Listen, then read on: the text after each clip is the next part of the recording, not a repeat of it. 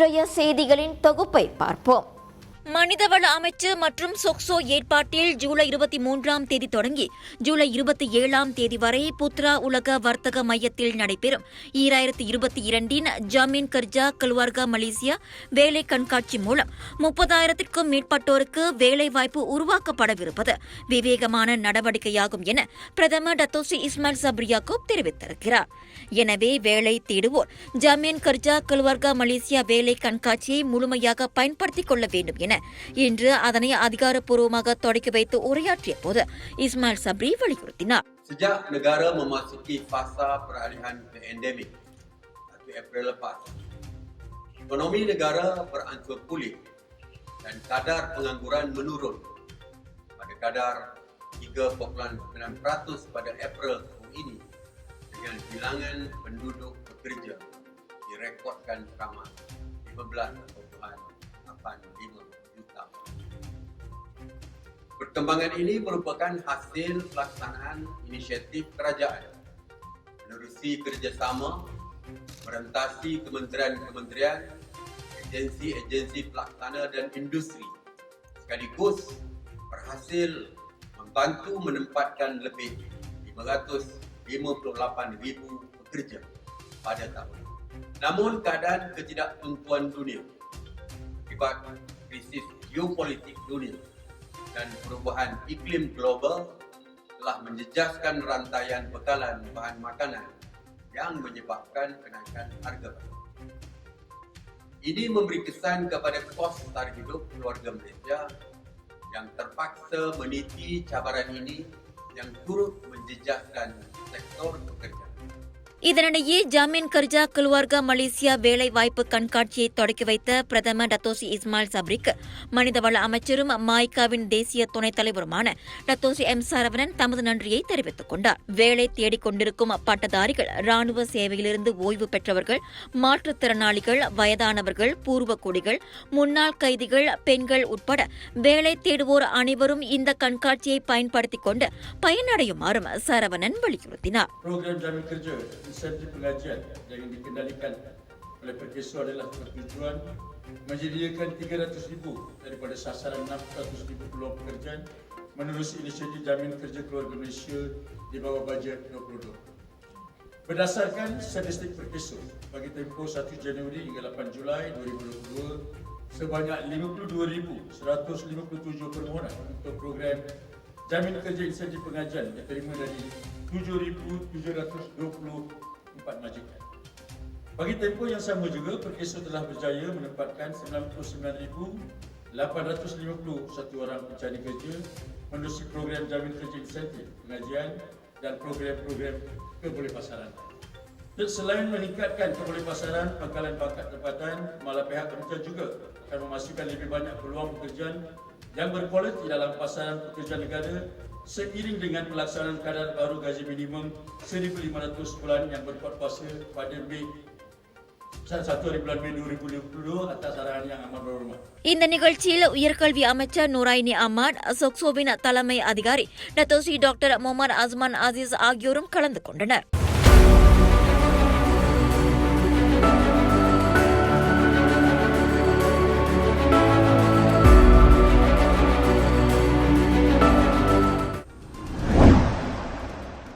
பாலியல் தொல்லை தொடர்பான புகார்களை விசாரிக்கும் தீர்ப்பாயம் இன்னும் ஓராண்டு வாக்கில் அமைக்கப்பட்டுவிடும் என மகளிர் குடும்ப சமூக மேம்பாட்டு அமைச்சர் டத்தோஸ்ரீ ரீனா ஹாரூன் தெரிவித்தார். அந்த தீர்ப்பாயத்தின் கவனத்துக்கு கொண்டு வரப்படும் புகார்களுக்கு 60 நாட்களுக்குள் தீர்வு காணப்படும் எனவும் அமைச்சர் உறுதியளித்தார். பாலியல் தொல்லைக்கு எதிரான சட்ட மசோதா மக்களவையில் ஏற்றுக்கொள்ளப்பட்டிருக்கிறது. அடுத்த மாதம் மேலவையில் அச்சட்ட மசோதா தாக்கல் செய்யப்பட்டு அங்கீகரிக்கப்படும் என எதிர்பார்ப்பதாக அமைச்சர் கூறினார். அந்த சட்டம் புதிதாக வரையப்பட்டதாகும். எனவே அதன் தொடர்பான வழிகாட்டிகளை வகுக்க அரசாங்கத்திற்கு சற்று அவகாசம் தேவைப்படும் என ரீனா ஹாரூன் குறிப்பிட்டார். Kita mahukan yang pertama bahawa dari segi aspek kesedaran pendidikan kepada masyarakat bahawa gangguan seksual ini tidak sekali-kali harus dinormalisasikan. dia bukan satu budaya dan ia tidak harus dianggap sebagai remeh, perkara kecil ataupun tidak penting, tidak. Sebab ni akta baru, ni bukan akta yang dipinda yang dah sedia ada ke tidak. Jadi kita tengah nak membangunkan peraturan dan juga garis panduan. Jadi perkara-perkara itu ya melalui sesi bila kita jelajah juga kita akan dapat maklum balas ni daripada rakyat. Jadi bagaimana apabila peraturan dan juga garis panduan itu dibangunkan, ianya dapat dilaksanakan. அமைக்கப்படவுள்ள தீர்ப்பாயம் பாலியல் தொந்தரவு கொடுத்த ஒருவர் தனி மன்னிப்பு, பொது மன்னிப்பு கேட்பது அல்லது நஷ்ட ஈடாக அதிகபட்சம் 2,50,000 ரிங்கிட் வழங்க தீர்ப்பளிக்க முடியும். அண்மையில் அமைச்சு மேற்கொண்ட கருத்து கணிப்பில் 87 விழுக்காட்டினர் பாலியல் தொல்லைக்கு எதிரான சட்டம் அமலுக்கு வந்த பின்னர் அதன் தொடர்பில் புகார் கொடுக்க தாங்கள் முன்வர தயாராக இருப்பதாக குறிப்பிட்டிருப்பதாக அமைச்சர் கூறினார். கோலாலம்பூரில் தங்கும் விடுதியொன்றில் பாலியல் தொல்லைக்கு எதிரான சட்ட மசோதா குறித்து ஊடகங்களுக்கு விளக்கமளித்த பின்னர் அமைச்சர் செய்தியாளர்களின் கேள்விகளுக்கு பதிலளித்தார்.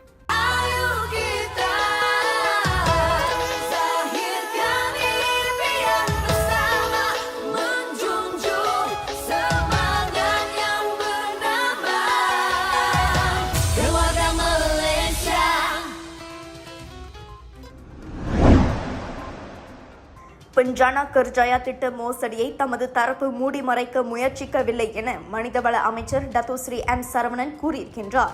மாறாக அரசியல் வேறுபாடு பார்க்காமல் அத்திட்ட மோசடி தொடர்பில் தாங்களாகவே மலேசிய ஊழல் தடுப்பு ஆணையத்திடம் புகார் கொடுத்ததாக அவர் கூறினார். இதனிடையே அத்திட்ட மோசடி தொடர்பில் தகவல்களை எதிர்க்கட்சியினர் திரித்து கூற வேண்டாம் எனவும் அவர் கேட்டுக்கொண்டார். அந்த மோசடியை மூடி மறைக்க எண்ணி இருந்தால் அதன் தொடர்பில் புகார் கொடுக்க வேண்டாம் என நான் சொக்சோவை பணித்திருக்கலாம் என அவர் குறிப்பிட்டார். அதேவேளை அந்த மோசடியில் மாய்காவை சேர்ந்தவர்கள் சம்பந்தப்பட்டிருப்பதாக இதுவரை உறுதிப்படுத்தவில்லை எனவும் அவர் கூறினார். எனவே மாய்காவை சாடுவதிலே எதிர்க்கட்சியினர் குறியாக இருக்க வேண்டாம்.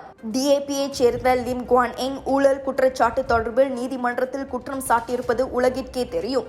ஆக எதிர்க்கட்சியினர் மிக ஒழுக்கமானவர்கள் போல் நடந்து கொள்ள வேண்டாம் என அவர் சாடினார். பஞ்சானா கர்ஜாயா திட்ட மோசடியில் மாய்காவினர் சம்பந்தப்பட்டுள்ளனரா என சில எதிர்க்கட்சி உறுப்பினர்கள் எழுப்பிய கேள்விக்கு சரவணன் மக்களவையில் அத்தகைய பதிலை வழங்கினார். Kita telah menyiasat menggunakan forensic investigation dalaman dan mengenal pasti daripada 4,000, bukan begitu senang Tuan Yang di-Pertua untuk mengawal 45,000 syarikat yang mohon Pencana Kerjaya. Dalam 40,000 ada juga terlepas pandang satu atau dua, tetapi kita yang mengenal pasti, kita yang mencari betul-betul sehingga kita dapat dan buat keputusan untuk lapor kepada SPRM tanpa mengira seperti mana saya sebut, tanpa mengira ideologi politik. Kalau tidak, kalau kita nak sweep everything under the carpet, mungkin saya arahkan perkesa supaya jangan lapor kepada SPRM. Jadi kita yang lapor. Tak perlu putar balikkan Dewan Yang Mulia ni. Seterusnya yang bermakluman. Ahli dari MIC adalah. Ya, Tuan Yang di-Pertua, dia dulu jadi menteri, satu paku pun dia tak tarik. Sekarang betul, datang menyelewengkan. skandal kalau kita ada MIC, okey, yang berhormat, orang MIC mungkin ada. Tapi kita belum tahu lagi. Tapi Bagan pernah charge di mahkamah. Itu atas tuduhan dua lot tanah 31 juta. Bagan satu dunia tahu. Itu perkara di mahkamah, jangan dibangkitkan. Yang berhormat, sabar. Menteri, Kita kena mengena. You are Kalau ada orang MIC responsible. standing. குரங்கம்மை நோய் பிடித்திருப்பதற்கான அறிகுறிகள் இருந்தால் உடனே மருத்துவரை சென்று காணும்படி சுகாதார அமைச்சர் கைரி ஜமாலுடன் அறிவுறுத்தியுள்ளார். காய்ச்சல், சோர்வு, தலைவலி, உடலில் கொப்பளங்கள் தோன்றுவது போன்றவைதான் குரங்கம்மை நோய்க்கான அறிகுறிகளாகும். அத்தகைய அறிகுறிகள் இருந்தால் தாமதிக்காமல் உடனே மருத்துவரை சென்று கண்டு சிகிச்சை எடுத்துக்கொள்ளும்படி அமைச்சர் கேட்டுக்கொண்டார். அதோடு அத்தகைய அறிகுறிகள் இருக்கும் ஒருவர் மற்றவருடன் தொடர்பில் இருப்பதையும் தவிர்த்துக் கொள்ள வேண்டும். நோய் மற்றவர்களுக்கு பரவாதிருப்பதை உறுதி செய்ய அது அவசியம் என கைரி கூறினார். ஸ்பா, உடம்புப்பிடி மையங்கள் போன்ற வாடிக்கையாளர்களை தொட்டு சேவை வழங்கக்கூடிய தரப்பினர் எப்போதும் சுத்தத்தை பேணும்படியும் வாடிக்கையாளர்களிடம் குரங்கம்மை நோய்க்கான எந்த அறிகுறியும் இல்லாதிருப்பதை உறுதி செய்யும்படியும் கேட்டுக்கொள்ளப்பட்டதாக அமைச்சர் மேலும் சொன்னார். அண்மையில் உலக சுகாதார நிறுவனமான WHO குரங்கம்மை நோய் பொது சுகாதார அவசர நிலையாக அறிவித்திருப்பது குறிப்பிடத்தக்கது. கடந்த ஜூன் மாத இறுதி வரை 118 முதலாளிகள் 2022ஆம் ஆண்டு குறைந்தபட்ச சம்பள விதிமுறையை பின்பற்றவில்லை. இதன் தொடர்பில் தீபகற்ப மலேசியா ஆழ்பலத்துறை 157 புகார்களை பெற்றிருப்பதாக மனிதவள அமைச்சர் டத்தோஸ்ரீ எம் சரவணன் தெரிவித்தார். இதையடுத்து சம்பந்தப்பட்ட 118 முதலாளிகளுக்கு ஆலோசனைகள் வழங்கப்பட்டிருப்பதாக அமைச்சர் கூறினார். இதன் பின்பும் அவர்கள் குறைந்தபட்ச சம்பள உத்தரவை பின்பற்றவில்லை என்றால் அவர்கள் மீது சட்ட நடவடிக்கை எடுக்கப்படும் என டத்துஸ்ரீ சரவணன் எச்சரித்தார். மாதம் குறைந்தபட்சம் ரிங்கிட் மலேசியா 1500 சம்பளம் வழங்கப்பட வேண்டும் என்ற நிபந்தனை கடந்த மே 1ஆம் தேதியில் இருந்து அமலுக்கு வந்துள்ளது. அதனை இதுவரை எத்தனை முதலாளிகள் பின்பற்றி இருக்கின்றனர், எத்தனை பேர் பின்பற்றவில்லை என லங்கோங் நாடாளுமன்ற உறுப்பினர் டத்தோஸ்ரீ டாக்டர் ஷம்சுல் அன்வார் நசரா இன்று மக்களவையில் கேட்ட கேள்விக்கு டத்தோஸ்ரீ சரவணன் பதிலளித்தார். தெலுங்கானா கமாமானில் 15 வயது இளைஞனுக்கு தீ வைக்கப்பட்ட சம்பவத்தை நேரில் பார்த்த சாட்சியாளிகள் இருந்தால் போலீசுக்கு தகவல் தர முன்வரும்படி கேட்டுக் கொள்ளப்படுகின்றனர். கடந்த வெள்ளிக்கிழமை அதிகாலை நிகழ்ந்த அச்சம்பவத்தை நேரில் பார்த்தவர்கள் நிச்சயம் இருக்கக்கூடும் என கமாமான் மாவட்ட போலீஸ் தலைவர் சூப்பரிண்டென்டென்ட் ஹன்யான் ரம்லான் தெரிவித்தார். அது மட்டுமல்லாமல் சம்பவத்திற்கு பின்னர் அவ்விளைஞனை நிச்சயம் யாராவது வீட்டுக்கு அழைத்துச் சென்றிருக்க வேண்டும். அத்தகையோர் போலீசுக்கு தகவல் கொடுக்க முன்வர வேண்டும் என ஹன்யான் ரம்லான் கேட்டுக்கொண்டார். இச்சம்பவம் மிகவும் கடுமையான ஒன்றாகும். இச்சம்பவத்தால் இளைஞனுக்கு உடலில் நிரந்தர குறைபாடு ஏற்படவும் வாய்ப்புள்ளது என்றார். இந்நிலையில் தவறே செய்திருந்தாலும் யாருக்கும் யாரையும் தண்டிக்கும் அதிகாரம் இல்லை.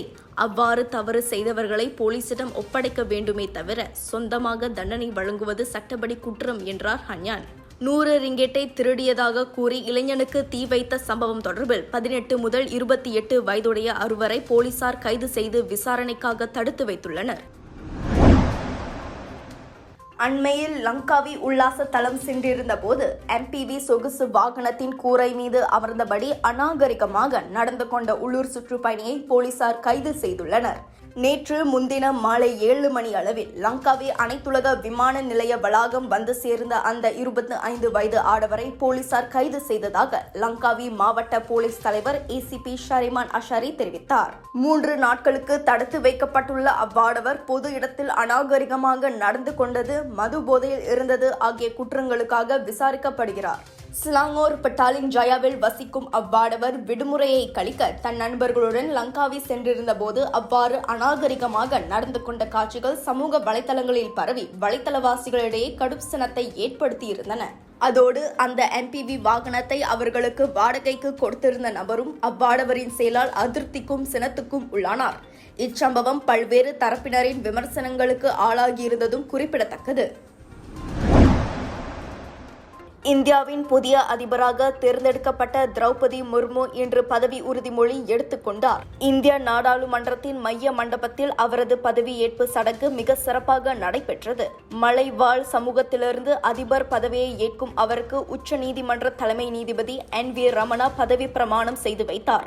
அதனைத் தொடர்ந்து திரௌபதி முர்மு உரையாற்றினார். அந்த நிகழ்வில் துணை அதிபர் வெங்கையா நாயுடு, பிரதமர் நரேந்திர மோடி, சபாநாயகர் ஓம் பிர்லா, மத்திய அமைச்சர்கள், மாநில கவர்னர்கள், முதல் அமைச்சர்கள், முப்படைகளின் தளபதிகள், வெளிநாடுகளின் தூதர்கள், அரசியல் கட்சி தலைவர்கள் மற்றும் நாடாளுமன்ற உறுப்பினர்களும் கலந்து கொண்டனர். பதவி ஏற்புக்கு முன்னதாக மகாத்மா காந்தி நினைவிடத்திற்கு சென்று திரௌபதி முர்மு மரியாதை செலுத்தினார்.